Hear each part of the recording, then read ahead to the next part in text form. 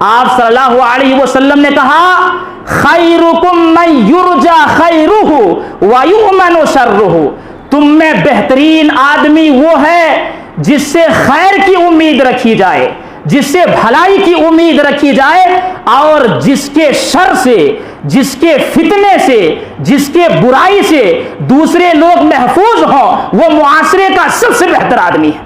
ڈھونڈیے۔ اس کے بعد اللہ کے نبی صلی اللہ علیہ وسلم نے کہا وَشَرُّكُمْ، تمہارے معاشرے کے اندر برا آدمی وہ ہے جس سے خیر کی امید نہ رکھی جائے، جس سے کوئی بھلائی کی امید نہ رکھی جائے، اور جس کے شر سے معاشرہ محفوظ نہ ہو، جس کے شر سے معاشرے کے لوگ مامون اور محفوظ نہ ہو، وہ معاشرے کا سب سے برا آدمی ہے۔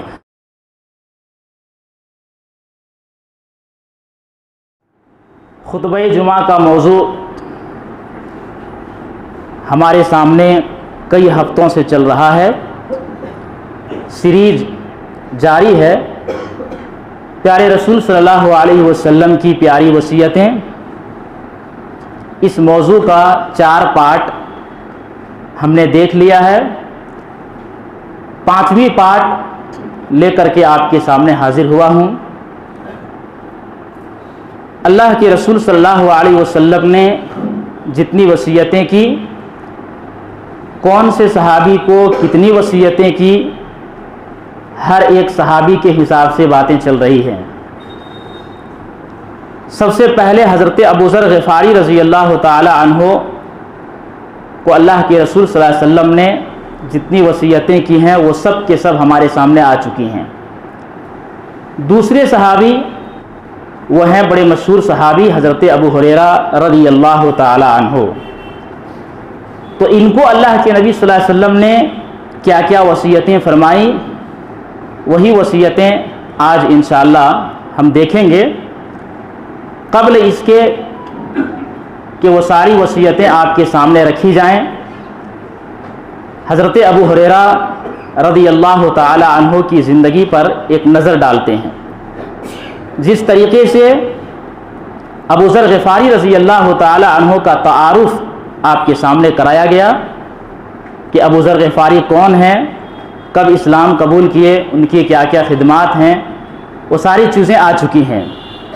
اس کا ایک فائدہ یہ ہوگا کہ صحابہ کا تعارف ایک کے بعد ایک ہمارے سامنے آ جائیں گے۔ صحابہ کرام رضوان اللہ علیہم اجمعین کی زندگی کو جاننا بھی ہمارے لیے ضروری ہے۔ تو ابو ہریرہ رضی اللہ تعالی عنہ کی زندگی پر ایک نظر ڈالیں گے، پھر ان کو جو وصیتیں کی گئی ہیں ان وصیتوں کو آپ کے سامنے رکھی جائیں گی۔ ابو ہریرہ رضی اللہ تعالی عنہ کا اصل نام ابو ہریرہ نہیں ہے، بلکہ ان کے اصل نام جو زمانہ جاہلیت میں تھا اس میں کافی اختلاف پایا جاتا ہے۔ بعض اہل علم نے کہا کہ ان کا نام عبد الشمس تھا، پھر جب اسلام لایا تو اسلام لانے کے بعد ان کے نام کو بدل کر کے عبد الرحمن رکھا گیا۔ تو زمانہ جاہلیت کا نام عبد الشمس اور زمانہ اسلام میں آپ کا نام عبد الرحمن ہے، یہ آپ کا اصل نام۔ خود ابو ہریرہ رضی اللہ تعالی عنہ کہتے ہیں، جسے امام ابن عبد البر رحمہ اللہ نے الاستیعاب کے اندر ذکر کیا ہے، جاہلیت میں میرا نام عبد الشمس تھا، اسلام لانے کے بعد میرا نام رکھا گیا عبد الرحمن۔ تو زمانہ جاہلیت میں ان کا نام عبد الشمس اور اسلام قبول کرنے کے بعد آپ کا نام عبد الرحمن رکھا گیا۔ ابو ہریرہ رضی اللہ تعالی عنہ کے والد کا نام صخر ہیں، تو اس طرح سے عبد الرحمن بن صخر یہ آپ کا پورا نام ہوا، اور ماں کا نام امیمہ یا میمونہ ہے۔ دونوں باتوں کو اہل علم نے ذکر کیا ہے۔ یہ تھے ابو ہریرہ رضی اللہ تعالی عنہ۔ اب یہاں پر ابو ہریرہ رضی اللہ تعالی عنہ کے نام ہمیں معلوم پڑ گئے ہیں، اب ان کی کنیت کے بارے میں جانتے ہیں کہ یہ جو ابو ہریرہ ان کی کنیت ہے، یہ کنیت کب پڑی اور کیسے پڑی۔ تو سنن ترمذی کتاب المناقب کی حدیث ہے، حضرت عبداللہ بن رافع کہتے ہیں میں نے ابو ہریرہ سے پوچھا لما کنیت ابا ہریرہ، آپ کی کنیت ابو ہریرہ کیوں پڑ گئی؟ تو ابو ہریرہ رضی اللہ تعالی عنہ نے کہا کہ سنو میں اپنے گھر والوں کی بکریاں چراتا تھا، گھر والوں کی بکریاں چرایا کرتا تھا، ایک چھوٹی سی بلی کا ایک بچہ جسے میں ایک درخت کے پاس رات کو رکھ دیتا، پھر صبح کو لے کر کے نکل جاتا، تو اس بلی سے محبت اور اسے اپنے ساتھ رکھنے کی وجہ سے لوگ ابو ہریرہ کہنے لگے، چونکہ ہریرہ کے معنی چھوٹی بلی کے ہوتا ہے۔ اور ابو ہریرہ رضی اللہ تعالی عنہ خود کہتے ہیں، صحیح بخاری کتاب الادب کے اندر روایت موجود ہے، اللہ کے رسول صلی اللہ علیہ وسلم نے مجھے ابا ہر کہا، لیکن لوگ ابو ہریرہ کہنے لگے۔ ہر یہ بلی کے میل کو کہا جاتا ہے اور ہریرہ یہ بلی کے فیمیل کو کہا جاتا ہے، تو اللہ کے رسول صلی اللہ علیہ وسلم نے ابا ہر کہا، لوگ ابو ہریرہ کہنے لگے اور اسی سے زیادہ مشہور ہیں۔ تو یہ آپ کی کنیت پڑھنے کی وجہ ہے کہ ابو ہریرہ آپ کو کیوں کہتے ہیں۔ اصل نام عبد الرحمن بن صخر ہے اور کنیت ابو ہریرہ ہے۔ کب پیدا ہوئے؟ اللہ کے رسول صلی اللہ علیہ وسلم مدینہ ہجرت کرنے سے پہلے 24 سال پہلے 24 ایئرس اللہ کے نبی صلی اللہ علیہ وسلم کی ہجرت مدینہ سے پہلے یہ پیدا ہوئے۔ یمن کے اندر ایک قبیلہ ہے جسے قبیلہ دوس کہا جاتا ہے۔ تو پتہ یہ چلا کہ جس وقت اللہ کے رسول صلی اللہ علیہ وسلم کی بعثت ہوئی، آپ نبی بنائے گئے، اس وقت اللہ کے نبی صلی اللہ علیہ وسلم کی بعثت کے وقت ابو ہریرہ کی عمر صرف 11 سال تھی اور ہجرت مدینہ سے پہلے آپ 24 سال پہلے پیدا ہوئے ہیں۔ بعثت نبوی کے وقت ابو ہریرہ رضی اللہ تعالی عنہ کی عمر صرف 11 سال تھی۔ یمن کے اندر پیدا ہوئے، ایک قبیلہ دوس ہیں۔ 30 سال کی پوری زندگی ابو ہریرہ رضی اللہ تعالی عنہ نے وہیں پر گزاری ہے۔ اب اسلام کیسے قبول کرتے ہیں؟ چونکہ ابھی مسلمان نہیں ہوئے ہیں، انہوں نے اسلام کیسے قبول کیا اس کی تفصیل یہ ہے۔ ایک صحابی ہیں حضرت طفیل بن عمرو دوسی رضی اللہ تعالی عنہ، یہ قبیلے دوس کے بڑے سردار تھے۔ تو جس وقت اسلام شروع ہوا تھا مکے کے اندر، تو شروع میں طفیل بن عمرو دوسی رضی اللہ تعالی عنہ مکہ مکرمہ تشریف لائے۔ جس طرح ہر ایک بڑے آدمی کا استقبال کیا جاتا ہے، اسی طرح سے مکہ کے جو بڑے بڑے سردار تھے، ان سرداران نے، چونکہ یمن کے قبیلے دوس کے سردار آ رہے ہیں تو ان کا استقبال ہونا چاہیے، لہٰذا ان لوگوں نے مکہ سے باہر جا کر کے طفیل بن عمرو دوسی رضی اللہ تعالی عنہ کا ویلکم کیا، استقبال کیا۔ اور ایک مقصد یہ بھی ان لوگوں کا تھا، یعنی کفار مکہ کا، کہا کہ دیکھو اس شہر کے اندر ایک ایسا شخص نمودار ہوا ہے جو بھائی میں جدائی ڈال دیتا ہے، میاں بیوی کے درمیان جدائی ڈال دیتا ہے، خاندان کو خاندان سے الگ کر دیتا ہے، لہٰذا ان کے چکر میں نہیں آنا اور ان کی بات سننا بھی نہیں۔ مراد یہ ہے کہ آپ صلی اللہ علیہ وسلم کی باتوں کو سننا بھی نہیں ہے، ان کی مجلسوں میں شریک بھی نہیں ہونا ہے۔ لیکن اللہ جسے ہدایت سے نوازنا چاہے، انسان اپنے کانوں میں اگر روئیاں ڈال لے تو بھی کوئی فرق نہیں پڑنے والا ہے، ہدایت کی باتیں ان کے دلوں میں ضرور اثر کر جاتی ہیں۔ تو کہتے ہیں کہ کفار مکہ نے مجھے اس قدر پھسلایا اور بہلایا تھا اور اتنی سخت باتیں بیان کی تھی کہ مکے کے گلیوں میں جب نکلتا تھا تو اپنے کانوں میں روئیاں ڈال لیتا تھا تاکہ محمد صلی اللہ علیہ وسلم کی باتوں کا اثر ہمارے کانوں تک نہ پہنچے۔ لیکن ایک دن اللہ کے نبی صلی اللہ علیہ وسلم قرآن کی تلاوت کر رہے تھے، انہوں نے کہا کہ میں تو سمجھدار آدمی ہوں، دیکھتا ہوں آخر یہ کیا پڑھتے ہیں۔ اب جیسے ہی قرآن کی آیتیں ان کے کانوں سے ٹکراتی ہیں تو اسلام دل میں گھر کر جاتا ہے، پیچھے اللہ کے رسول صلی اللہ علیہ وسلم کے ان کے گھر تک جاتے ہیں، پھر اسی وقت اسلام قبول کر لیتے ہیں۔ یہ ہے طفیل بن عمرو دوسی رضی اللہ تعالی عنہ، شروع میں اسلام قبول کیے۔ اب یہ یہاں سے واپس بھیج دیے گئے قبیلہ دوس یمن میں، کہا کہ جائیے وہاں دعوت و تبلیغ کا کام کیجیے۔ تو طفیل بن عمرو دوسی رضی اللہ تعالی عنہ اپنے قبیلے میں جا کر کے اسلام کی دعوت دینے لگے، تو ان کے گھر کے ایک فرد اور باہر کے ایک فرد نے اسلام قبول کیا۔ تو حافظ ابن حجر عسقلانی رحمۃ اللہ علیہ کہتے ہیں کہ ان کی محنت سے باہر کے آدمی جنہوں نے اسلام قبول کیا سب سے پہلی دعوت پر، ان سے مراد حضرت ابو ہریرہ رضی اللہ تعالی عنہ ہیں۔ تو پتہ یہ چلا کہ ابو ہریرہ رضی اللہ تعالی عنہ نے شروع ہی میں اسلام قبول کر لیے ہیں، کہاں پر؟ یمن کے اندر قبیلے دوس میں حضرت طفیل بن عمرو دوسی رضی اللہ تعالی عنہ کی دعوت دینے پر، اسلام کی تبلیغ کرنے اور ان کو سمجھانے کی وجہ سے۔ اب جب دیکھا کہ زیادہ لوگ مسلمان نہیں ہوئے ہیں، بس ایک دو آدمی نے اسلام قبول کیا ہے، تو دوبارہ اللہ کے نبی صلی اللہ علیہ وسلم کے پاس طفیل بن عمرو دوسی رضی اللہ تعالی عنہ آئے اور اللہ کے نبی صلی اللہ علیہ وسلم سے کہا، صحیح بخاری کتاب المغازی کے اندر روایت موجود ہے، کہا ان دوسن قد ہلکت عصت و ابد، اللہ کے رسول صلی اللہ علیہ وسلم قبیلے دوست تباہ و برباد ہو گئے، انہوں نے نافرمانی کی ہے، انکار کیا ہے، فدعوا اللہ علیہم، آپ قبیلے دوست والوں کے اوپر بد دعا کر دیجئے۔ لیکن اللہ کے رسول صلی اللہ علیہ وسلم بد دعا نہیں کرتے تھے۔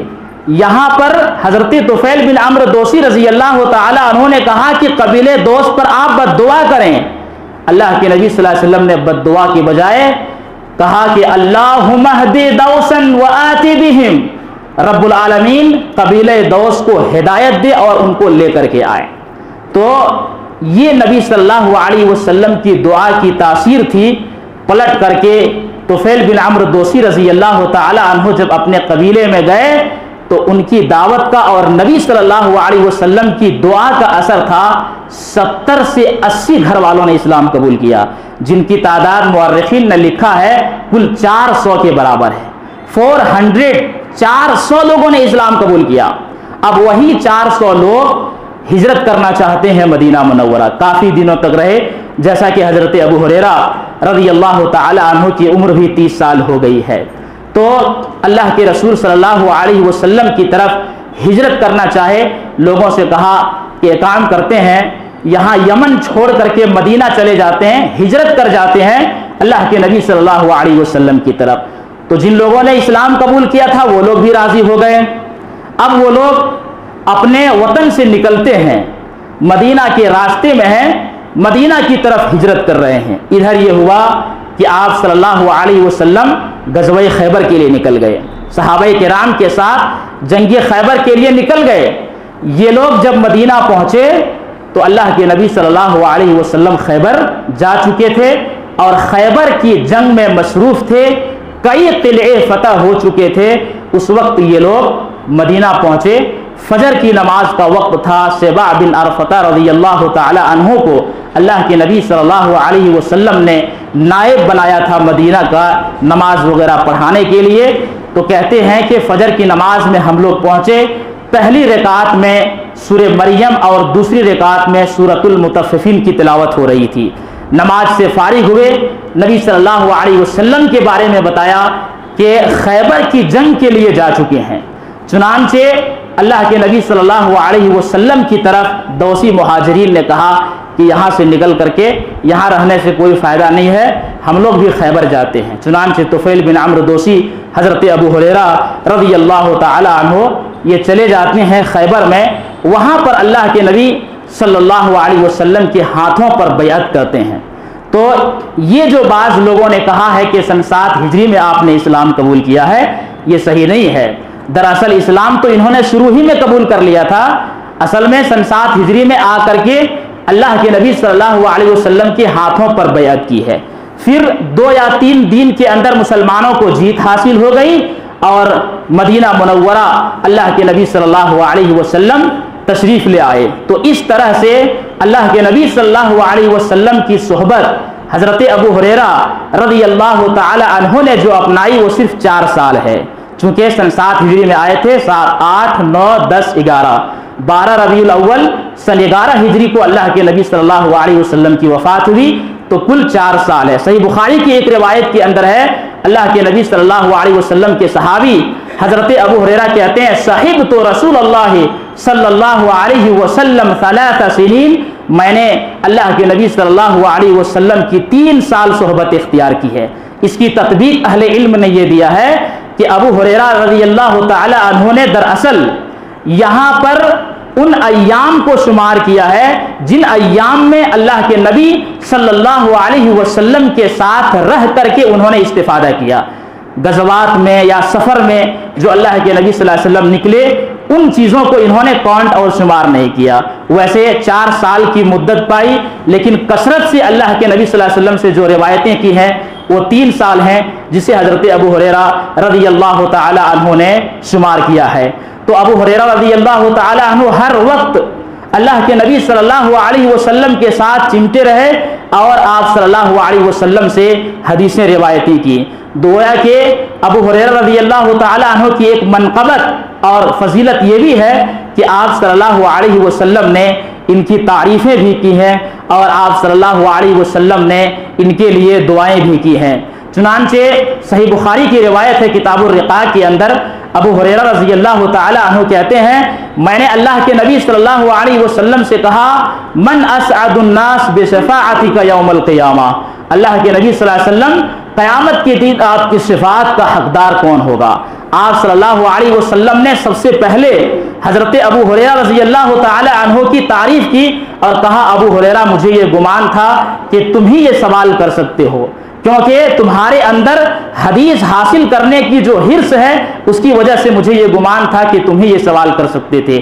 پھر آپ صلی اللہ علیہ وسلم نے کہا اسعد الناس بشفاعتی یوم القیامہ من قال لا الہ الا اللہ خالصا من قبل نفسی، میری شفاعت کا حقدار قیامت کے دن وہ شخص ہوگا جنہوں نے خلوص للہیت کے ساتھ لا الہ الا اللہ کا اقرار کیا ہوگا. اس حدیث کے اندر آپ صلی اللہ علیہ وسلم نے حضرت ابو ہریرہ رضی اللہ تعالی عنہ جو حدیثیں حاصل کرتے تھے اللہ کے نبی صلی اللہ علیہ وسلم نے تعریف کی ہے. ان کی حرص اور ان کی لالچ جو حدیثوں کے حاصل کرنے کے تعلق سے جو کوششیں تھیں ان کے تعلق سے اللہ کے نبی صلی اللہ علیہ وسلم نے تعریف کی ہے. اور صحیح بخاری کتاب الاعتصام بالکتاب والسنہ کی حدیث ہے، حضرت ابو ہریرہ خود کہتے ہیں تم لوگ یہ گمان کرتے ہو کہ ابو ہریرہ نبی صلی اللہ علیہ وسلم سے اتنی کثرت سے روایتیں کرتا ہے. سنو، آخرت کا دن متعین ہے. میں ایک مسکین آدمی، انصار اپنے مال کی حفاظت میں لگے رہتے اور اسی طرح سے مہاجرین بازاروں میں تجارت کرتے اور میں جو ہے کھا پی کر کے اپنے پیٹ بھر اللہ کے نبی صلی اللہ علیہ وسلم کے پاس رہتا. ایک دن کی بات ہے، آپ صلی اللہ علیہ وسلم نے کہا کہ کون ہے جو اپنی چادر کو بچھائے یہاں تک کہ میں اپنی باتوں سے فارغ ہو جاؤں اور اس چادر کو اپنے سینے سے لگا لے تو جو بھی مجھ سے سنے گا وہ نہیں بھولے گا. ابو ہریرہ رضی اللہ تعالی عنہ کہتے ہیں میرے پاس ایک چادر تھی، میں نے بچھا دیا. اللہ کے نبی صلی اللہ علیہ وسلم فارغ ہوئے، میں نے ویسے ہی کیا. کہتے ہیں ما نسیت شیئا سمعتہ من، اس کے بعد نبی صلی اللہ علیہ وسلم سے جو بھی میں نے سنا کبھی میں بھولا نہیں. اللہ کے نبی صلی اللہ علیہ وسلم سے جو بھی میں نے باتیں سنی ہیں وہ کبھی میں بھولا نہیں. یاد رکھیے بھولنا یہ انسان کی فطرت ہے، لیکن ابو ہریرہ جو نہیں بھولتے تھے یہ اللہ کے نبی صلی اللہ علیہ وسلم کا معجزہ ہے. اسی لیے بعض اہل علم نے یہ لکھا ہے کہ ابو ہریرہ رضی اللہ تعالی عنہ جو نہیں بھولتے تھے یہ دراصل ابو ہریرہ رضی اللہ تعالی عنہ اللہ کے نبی صلی اللہ علیہ وسلم کا معجزہ تھا ان کے لیے. حافظ ذہبی رحمۃ اللہ علیہ نے یہ لکھا ہے کانا حفظ ابی ہریرہ الخارق من معجزات النبوہ، ابو ہریرہ کا جو حافظہ تھا، ابو ہریرہ کے جو میموری پاور تھے، جو وہ قوت حافظہ ان کا تھا جس میں ساری چیزیں اسٹاک رکھتے تھے، یاد رکھتے تھے اور ان کا حافظہ مضبوط تھا، یہ اللہ کے نبی صلی اللہ علیہ وسلم کے معجزات میں سے ہیں. اسی لیے اتنی ساری حدیثیں انہوں نے بیان کی اور آگے تک پہنچایا. تو ابو ہریرہ رضی اللہ تعالی عنہ کے لیے اللہ کے نبی صلی اللہ علیہ وسلم نے تعریفیں کی ہیں اور اسی طرح سے آپ صلی اللہ علیہ وسلم نے ان کے لیے دعائیں بھی کی ہیں. صحیح مسلم کتاب و فضائل صحابہ کی حدیث ہے، حضرت ابو ہریرہ کہتے ہیں کہ میری ماں مشرکہ تھی، میں سمجھاتا تھا لیکن اسلام قبول نہیں کرتی تھی. ایک دن عجیب و غریب باتیں کرنے لگی. میں نبی صلی اللہ علیہ وسلم کے پاس آیا اور کہا اللہ کے نبی صلی اللہ علیہ وسلم میری ماں کے لیے آپ دعا کریں. اللہ کے نبی صلی اللہ علیہ وسلم نے دعا کی اللہم اہد ام ابی ہریرہ، یا اللہ رب العالمین ابو ہریرہ کی ماں کو ہدایت دے. میں خوشی خوشی نبی کے دربار سے نکلا، اپنے گھر پہنچا تو میری ماں نے کہا کہ اپنی جگہ پہ قائم رہو، ٹھہر جاؤ اپنی جگہ پہ. میں نے سنا کہ اندر سے پانی گرنے کی آوازیں آ رہی ہیں تو اتنے میں میری ماں نہا رہی تھی، نہا کر کے کپڑے پہن کر کے باہر آئی اور کہا اشہد ان لا الہ الا اللہ واشہد ان محمدا عبدہ ورسولہ، کلمہ پڑھ کر کے مسلمان ہو گئی. پھر نبی صلی اللہ علیہ وسلم کے پاس مارے خوشی کے آئے اور کہا اللہ کے نبی صلی اللہ علیہ وسلم آپ کی دعا کو اللہ تعالیٰ نے قبول کر لیا ہے. میری ماں مسلمان ہو گئی ہے۔ اس کے بعد پھر ابو ہریرہ نے کہا کہ اللہ کے نبی صلی اللہ علیہ وسلم میری اور میری ماں کے لیے آپ دعا کریں کہ اللہ تعالیٰ تمام مومنوں کی محبت ہمارے دلوں میں ڈال دے اور ہماری محبت تمام مومنوں کے دلوں میں ڈال دے۔ اللہ کے نبی صلی اللہ علیہ وسلم نے دعا کی، اللہ رب العالمین ابو ہریرہ اور ان کی ماں کی محبت تمام مومنوں کے دلوں میں ڈال دے اور تمام مومنوں کی محبت ان کے دلوں میں ڈال دے۔ ابو ہریرہ کہتے ہیں تبھی سے جنہوں نے میرے بارے میں سنا یا دیکھا انہوں نے مجھ سے محبت کی۔ تو ابو ہریرہ سے محبت یہ دراصل اللہ کے نبی صلی اللہ علیہ وسلم کی دعا ہے۔ ان کی خدمات اگر آپ دیکھیں تو 5374 حدیثیں انہوں نے روایت کی ہیں۔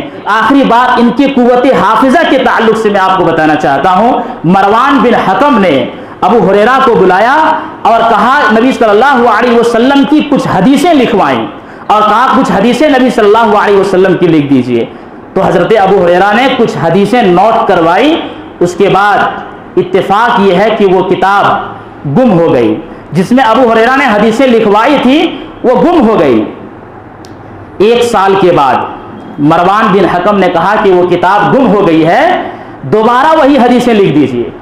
ابو ہریرہ نے دوبارہ وہی حدیثیں لکھی اور اتفاق یہ ہے کہ پھر وہ کتاب مل گئی۔ وہ کتاب ملنے کے بعد دونوں کو میچ کیا گیا تو اس میں ایک حرف کا فرق نہیں تھا۔ بتائیے 1 سال پہلے جو حدیثیں لکھوائی ہیں وہی 1 سال کے بعد لکھواتے ہیں، دونوں کو میچ کیا جاتا ہے، اس میں ایک حرف کا فرق نہیں تھا۔ کیا کمال کا حافظہ تھا ابو ہریرہ رضی اللہ تعالیٰ عنہ کا۔ تو یہ ساری خصوصیات اور یہ حضرت ابو ہریرہ رضی اللہ تعالیٰ عنہ کی زندگی ہے جو ہم نے آپ کے سامنے پیش کی ہے۔ بڑے مشہور صحابی، ان کو اللہ کے نبی صلی اللہ علیہ وسلم نے کئی باتوں کی وصیت کی ہے، تو ایک ایک وصیتیں انشاءاللہ العزیز آپ کے سامنے رکھے جائیں گے۔ آئیے اس سلسلے میں ایک حدیث دیکھیے۔ عن ابی ہریرہ رضی اللہ تعالی عنہ قال اوصانی خلیلی بثلاث قیام 3 ایام من کل شہر ورکعت الضحى وان اوتر قبل ان انام، رواہ البخاری فی کتاب الصوم۔ اس حدیث کو امام المحدثین فی الحدیث حضرت امام بخاری رحمۃ اللہ علیہ نے صحیح بخاری کتاب الصوم کے اندر لائے ہیں۔ حضرت ابو ہریرہ کہتے ہیں اوصانی خلیلی بثلاث، میرے خلیل نے 3 باتوں کی وصیت کی مجھے، 3 باتوں کی وصیت میرے خلیل نے کی اللہ کے نبی صلی اللہ علیہ وسلم نے۔ کون کون سی بات؟ نمبر 1، ہر مہینے میں 3 دن کے روزے رکھنا جسے ایام 20 کے روزے کہتے ہیں، جس وصیت کو اللہ کے نبی صلی اللہ علیہ وسلم نے ابو ذر غفاری کو بھی کی۔ یہاں ابو ہریرہ کو بھی وہی وصیت اللہ کے نبی صلی اللہ علیہ وسلم نے کی۔ مہینے میں 3 دن کا روزہ 13، 14 اور 15 عربی تاریخ کے حساب سے رکھنا چاہیے، یہ اللہ کے نبی صلی اللہ علیہ وسلم کی وصیت ہے۔ دوسری وصیت ورکعت الضحیٰ، چاشت کی 2 رکعت، چاشت کی 2 رکعت پڑھنا، یہ بھی اللہ کے نبی صلی اللہ علیہ وسلم کی وصیت ہے جو حضرت ابو ہریرہ رضی اللہ تعالی عنہ کو اللہ کے نبی صلی اللہ علیہ وسلم نے کی۔ یہاں پر یہ بات رکھیے، فجر کی نماز پڑھنے کے بعد اسی جگہ بیٹھے رہنا، ذکر و اذکار کرنا یہاں تک کہ سورج طلوع ہو جائے، اور 2 رکعت پڑھنا اسے اشراق کہتے ہیں۔ چاشت اور اشراق میں کوئی فرق نہیں ہے، شروع میں اگر وہ نماز پڑھتے ہیں تو اسے اشراق کہا جاتا ہے، لیکن وہیں پر جب سورج پوری طرح سے روشن ہو جائے اور اونٹنی کا بچہ گرمی محسوس کرنے لگے، اونٹنی کے بچے کے پیر جلنے لگے، تو اس وقت جو نماز پڑھی جاتی ہے اس کو صلاۃ الضحیٰ، اسی کو صلاۃ الاوابین، اسی کو چاشت کی نماز کہتے ہیں۔ تو ایک روایت میں تو یہاں 2 رکعت ہے، اس میں کئی روایتوں میں 4 رکعت کا بھی ذکر ہے۔ تو بہرحال 2 رکعت، 4 رکعت، 6 رکعت، 8 رکعت تک انسان چاشت کی نماز پڑھ سکتا ہے۔ تو یہ دونوں چیزیں ہیں۔ تو چاشت کی نماز 2 رکعت پڑھنے کے سلسلے میں ابو ہریرہ رضی اللہ تعالی عنہ کو اللہ کے نبی صلی اللہ علیہ وسلم نے وصیت کی۔ اور تیسری وصیت دیکھیے، وَأَنْ أُوتِرَ قَبْلَ أَنْ أَنَامَ، سونے سے پہلے میں وتر پڑھ لوں، اس کی بھی اللہ کے نبی صلی اللہ علیہ وسلم نے وصیت کی۔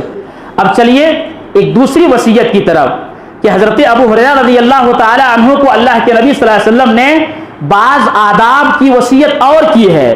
چنانچہ مسند احمد کی صحیح حدیث ہے، حضرت ابو ہریرہ کہتے ہیں میں نے اللہ کے نبی صلی اللہ علیہ وسلم سے کہا اللہ کے رسول صلی اللہ علیہ وسلم इज़ा रअयतुका ताबत नफ्सी वक़र्रत ऐनी।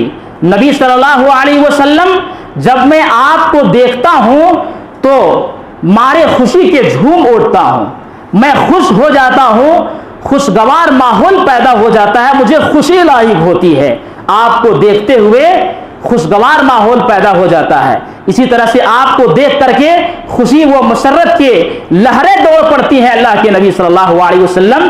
वक़र्रत आइनी, और मेरी आंखों को ठंडक हासिल होती है। पता क्या चला, सहाबा इस कदर नबी सल्लल्लाहु अलैहि वसल्लम से मोहब्बत का इजहार भी करते थे, और कैसी मोहब्बत अल्लाह के नबी सल्लल्लाहु अलैहि वसल्लम से थी, यहाँ पर भी अब अंदाजा लगा। आपको देखते ही मैं खुश हो जाता हूँ और मेरे आंखों को ठंडक हासिल होती है। तो कहा फ़अंबिअनी अन कुल्लि शैइन, अल्लाह के रसूल सल्लल्लाहु अलैहि वसल्लम आप बताइए कि हर चीज किस चीज से पैदा की गई है, हर चीज किस चीज से पैदा की गई है।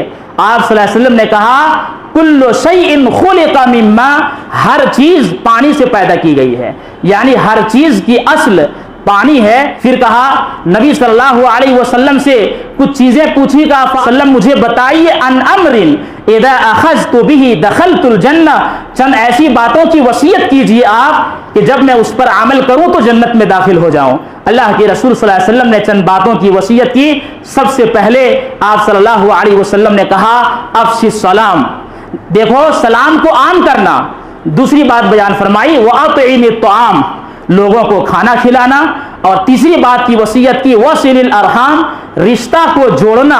और चौथी बात की वसीयत की वकुम बिल्लैल वन्नासु नियाम, रात को उठकर जब सारे लोग सो रहे हों तो तहज्जुद का एहतमाम करना। सुम्मा दखुलिल जन्नत बिसलाम, ऐसा करने से क्या होगा कि तुम सलामती के साथ जन्नत में दाखिल हो जाओगे। इन चार बातों की भी अल्लाह के नबी सल्लल्लाहु अलैहि वसल्लम ने वसीयतें की है। जन्नत में दरख्त लगाने के सिलसिले में भी, पौधे लगाने के सिलसिले में भी अल्लाह के नबी सल्लल्लाहु अलैहि वसल्लम की वसीयत है। चुनांचे सुनन इब्न माजा किताबुल अदब की हदीस है, हजरत अबू हुरैरा रज़ियल्लाहु ताला अन्हु दरख्त लगा रहे थे, दरख्त लगा रहे हैं, पौधे लगा रहे हैं। अल्लाह के रसूल सल्लल्लाहु अलैहि वसल्लम का वहां गुजर हुआ। कहा अबू हुरैरा मल्लज़ी तग़रिसु, कौन सी चीज या क्या चीज तुम लगा रहे हो, कौन से पौधे लगा रहे हो, कौन से दरख्त लगा रहे हो। कहा अल्लाह के नबी सल्लल्लाहु अलैहि वसल्लम मैं दरख्त लगा रहा हूं। आप सल्लल्लाहु अलैहि वसल्लम ने कहा अला अदुल्लुका, क्या मैं तुम्हें ऐसी चीजों के बारे में, ऐसे पौधे के बारे में ना बता दूं, अला ग़िरासिन खैरुन लका मिन हादा, ऐसे पौधे के बारे में जो इन पौधे से बेहतर हो। कहा अल्लाह के नबी सल्लल्लाहु अलैहि वसल्लम बताइए।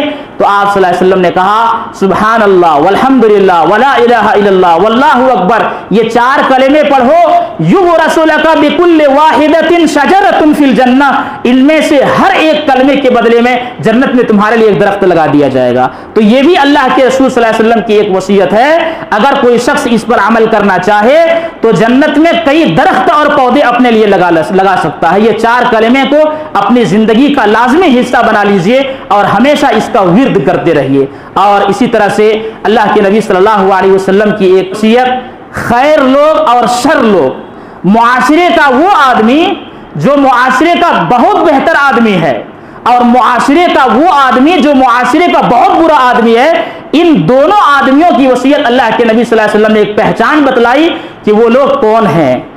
ये पहचान बताने का मकसद ये है कि हमारे अंदर भी वो खैर और अच्छी और वो बेहतर चीजें हमारे अंदर होनी चाहिए। चुनांचे सुनन तिर्मिज़ी किताबुल फितन की हदीस है, हजरत अबू हुरैरा कहते हैं अल्लाह के नबी सल्लल्लाहु अलैहि वसल्लम वक़फ़ अला नासिन जुलूस, कुछ लोग बैठे हुए थे, वहां से अल्लाह के नबी सल्लल्लाहु अलैहि वसल्लम गुजरे, ठहर गए उस जगह पे अल्लाह के रसूल सल्लल्लाहु अलैहि वसल्लम, और लोगों से मुखातब होते हुए कहा अला उख़बिरुकुम बिखैरिकुम मिन शर्रिकुम, क्या मैं तुम लोगों को तुम्हारे बुरे आदमियों में से अच्छे आदमियों के बारे में पता ना बता दूं? क्या मैं तुम लोगों को ये पता ना बता दूं कि तुम्हारे बुरे आदमियों में अच्छे आदमी कौन है? फसकतु, सारे लोग वहां पर खामोश हुए। अल्लाह के नबी सल्लल्लाहु अलैहि वसल्लम ने 3 मरतबा यही बात दोहराई।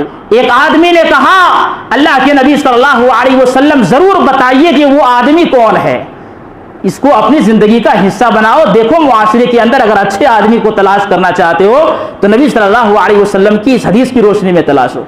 آپ صلی اللہ علیہ وسلم نے کہا خیرکم من یرجا خیرہ ویؤمن شرہ، تم میں بہترین آدمی وہ ہے جس سے خیر کی امید رکھی جائے، جس سے بھلائی کی امید رکھی جائے، اور جس کے شر سے، جس کے فتنے سے، جس کے برائی سے دوسرے لوگ محفوظ ہوں، وہ معاشرے کا سب سے بہتر آدمی ہے۔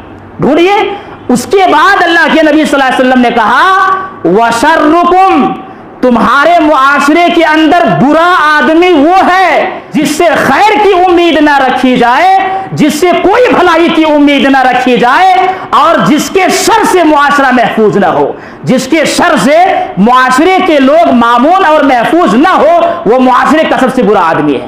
تو آپ صلی اللہ علیہ وسلم کی وصیت ہے معاشرے کا بہترین آدمی وہ جس سے خیر کی امید رکھی جائے اور جس کے شر سے آدمی محفوظ رہے۔ یاد رکھیے، جس کے شر اور فتنے سے لوگ محفوظ ہوتے ہیں، خیر کی امید ان سے رکھی جاتی ہے۔ یہ کڑیاں دونوں کی دونوں آپس میں جوڑ دی گئی ہیں، لیکن وہ شخص جن کے شر سے معاشرہ محفوظ نہ ہو، لوگ اس سے کبھی خیر کی امید نہیں رکھتے ہیں۔ ہمیشہ ان کے دل و دماغ پر یہی بات چل رہی ہوتی ہے کہ یہ معاشرے کا سب سے بڑا فتنہ پرور آدمی ہے، یہ معاشرے کا سب سے خراب آدمی ہے، لہذا ان سے کوئی خیر کی امید نہ رکھی جائے۔ تو ہمیں ایسا بننا چاہیے کہ ہمارے شر، فتنے یا برائی سے ہمارا معاشرہ محفوظ رہے، ہمارے معاشرے محفوظ رہیں، اور لوگ ہم سے خیر کی امید کرے۔ یہ آپ صلی اللہ علیہ وسلم کی ایک وصیت ہے۔ آئیے دیکھتے ہیں وصیت آپ صلی اللہ علیہ وسلم کی کہ آپ نے کیا وصیت کی ہے۔ ایک شخص نبی کے پاس آتا ہے اور وصیت کرنے کے لیے کہتا ہے، جیسا کہ سنن ترمذی کی حدیث ہے۔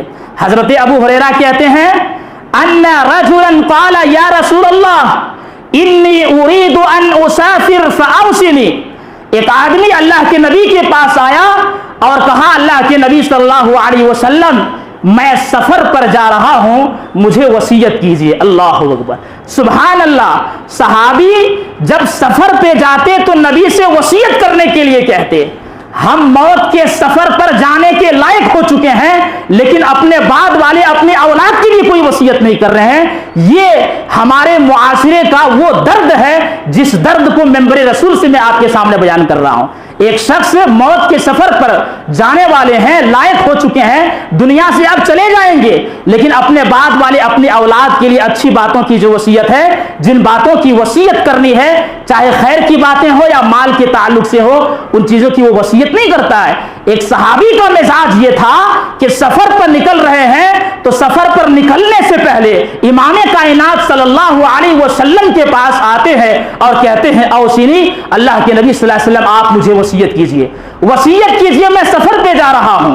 آپ صلی اللہ علیہ وسلم نے دو باتوں کی وصیت کی، کہا علیک بتقوی اللہ والتکبیر علی کل شرف، تم وصیت کہتے ہو کہ وصیت کرو، سنو دو وصیت ہے تمہارے لیے۔ نمبر ایک، تقوی کو لازم پکڑنا، اللہ سے ڈرنا ہر جگہ، چاہے عبادات کا معاملہ ہو چاہے معاملات کا معاملہ ہو، کہیں پر بھی ہو، ہر جگہ اللہ رب العالمین کے خوف کو اپنے دل کے اندر بیٹھائے رکھنا، یہ میری پہلی وصیت ہے۔ اور یاد رکھنا اسی بات کی وصیت قرآن نے بھی کی ہے، وَلَقَدْ وَصَّيْنَا الَّذِينَ أُوتُوا الْكِتَابَ مِنْ قَبْلِكُمْ وَإِيَّاكُمْ أَنِ اتَّقُوا اللَّهَ، آپ سے پہلے جتنے لوگ گزرے ہیں انہیں بھی اور آپ کو بھی وصیت کی ہے کہ اللہ رب العالمین سے ڈرتے رہنا۔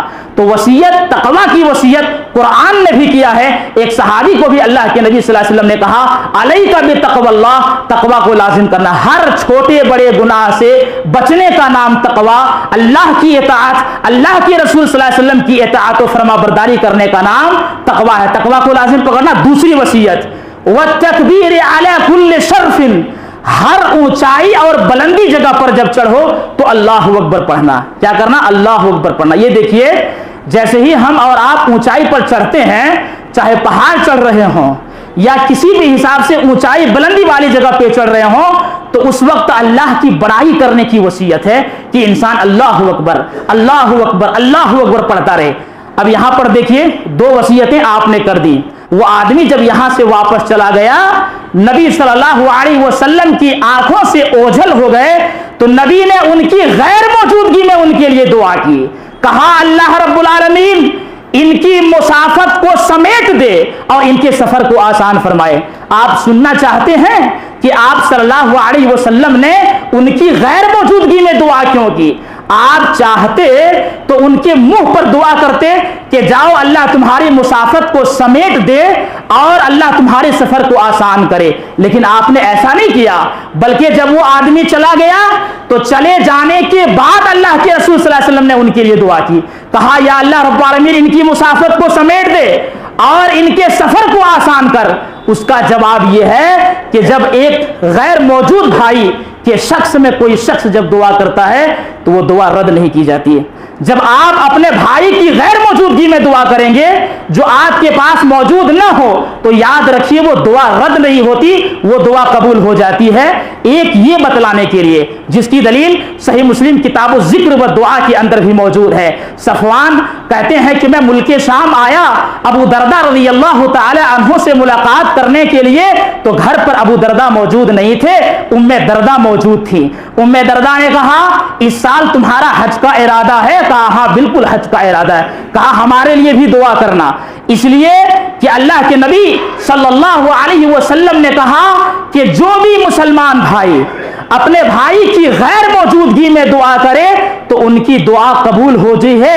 عند رأسہ ملک معقل، اس کے سر کے پاس ایک فرشتہ مقرر ہوتا ہے، جب بھی وہ اپنے بھائی کے لیے خیر کی دعا کرتا ہے کہتا ہے یا اللہ ان کی دعا کو قبول کر لے اور یہ جو اپنے بھائی کے لیے دعا کر رہے ہیں ان کو بھی وہ چیز عطا کر۔ تو یہ صحیح مسلم کتاب الذکر و دعا کی حدیث ہے۔ اس سے پتہ یہ چلا کہ کوئی شخص جب اپنے غیر موجود بھائی کے حق میں دعا کرتا ہے تو وہ دعا رد نہیں ہوتی۔ تو اگر آپ اپنے غیر موجود بھائی کے حق میں دعا کریں گے فرشتے آپ کے حق میں دعا کریں گے اور وہ دعا کبھی رد نہیں ہوتی۔ یہ وصیتیں آپ کے سامنے ابو ہریرہ کے تعلق سے رکھی گئی ہیں۔ انشاءاللہ اس کا اگلا پارٹ اگلے جمعہ کو ہم دیکھیں گے۔